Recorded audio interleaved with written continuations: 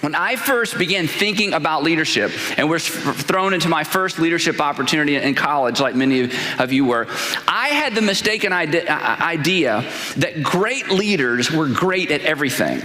And I think the reason I thought this is because I had been exposed to some really good leaders, and the guy that was over me in that particular church was a great leader. My dad was a great leader. And whenever I was around great leaders, business leaders, church leaders, they just seemed to be great at everything.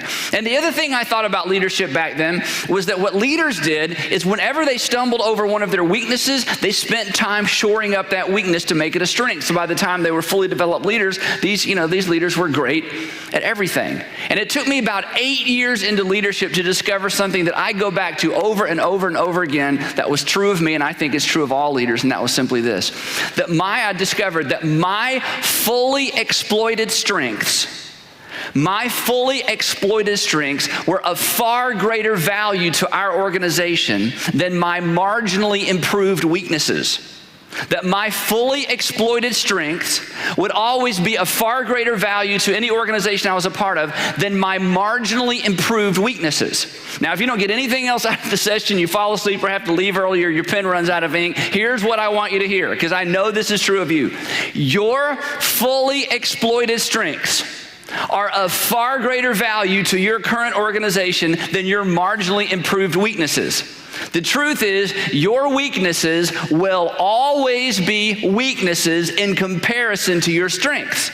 And the tendency is to say, well, since I'm strong here and I'm weak here, I'm going to wing it where I'm strong. And I did that for a long time. When I worked with high school students and middle school students, I was a pretty good communicator, and I could kind of wing it. I knew more than they did, and I was cool back then, I thought anyway, and I was kind of funny, and I was the funniest communicator in our little youth group, so that made me the best, even though, we had pretty small pool to compare to.